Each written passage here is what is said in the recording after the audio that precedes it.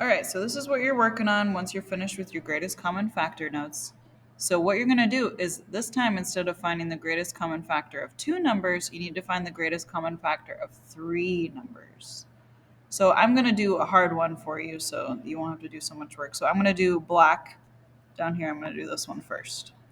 So that one looks like this is 1, 2, 3, 4, 5, 6, 7, 8, 9, 10, 11, 12, 13, 14, 15, 16. Okay, so I'm going to do 14. So I got 100, 50, and 75. So 14, 150, and 75. So 100, 15, 75. Now, I'm going to first find all the factors of 100. Now, if you need more paper to do this, that is fine, okay? Because even I am like, how am I going to get all the factors of 100? So 100 divided by 1, that would be 100. So my first factors of 100 are 1 and 100. Actually, you know what? We're not going to start with 100. A good tip from me to you is to do the factors of your smaller numbers first, okay? So I'm going to start with 15. So factors of 15. So I got 15 divided by 1. That's 15. So that means 1 and 15 are my first factors of 15. Now 15 divided by 2, that's 7.5, so that doesn't work.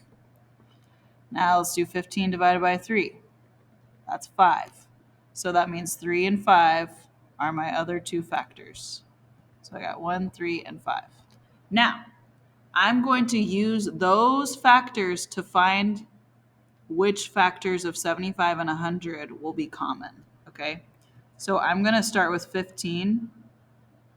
So I'm going to do 75 divided by 15. I will put that in our calculator. 75 divided by 15. Does that work? Yes, it does. So 15 times 5 makes 75. So we got 5 and 15. Now I'm going to do, I don't want to confuse you guys, but there is easy ways to do this. So 5 and 15 work for 75. Let's see if 5 or 15 works for 100.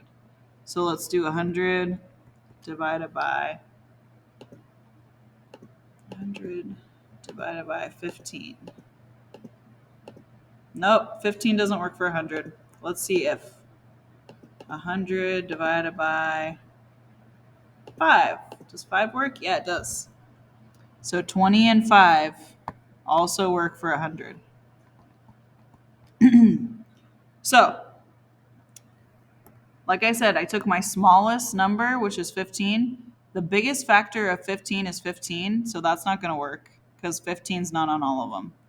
Now, it looks like 5 is a factor of all of these numbers, 100, 15, and 75. So the GCF is 5. Now, if you want to go and just find all the factors of all these numbers, that's fine with me. So if you go back and you're like, 100, the factors of 100 are 1, 1 and 100, 2 and 50, 3 doesn't go, 4 goes. So 100 divided by 4 is 25. I should have known that off the top of my head. And 5 and 20. So those are all my hundreds. Again, this is the long way. This is the long way. 15, we already have all the 15s. 75, got 1 and 75. I don't think 2 will work. 75 divided by 2. Nope. 75 divided by 3. Yep. So 3 and 25, and then 5 and 15. So still, look. So it's still 5. 5 is the biggest number they all have. Okay? So the first way I showed you is a little bit of a shortcut. If you want to do the long way, that's fine with me too. Okay? So now, once you have the GCF, you're going to color accordingly. So on 14, it says you need to color all the 5s, the GCF of that set. All the 5s are going to be black. So go to all the 5s and color them black. Okay? All right. So try and do the rest of these on your own. Use your calculator, use your multiplication chart. It's up to you. Good luck.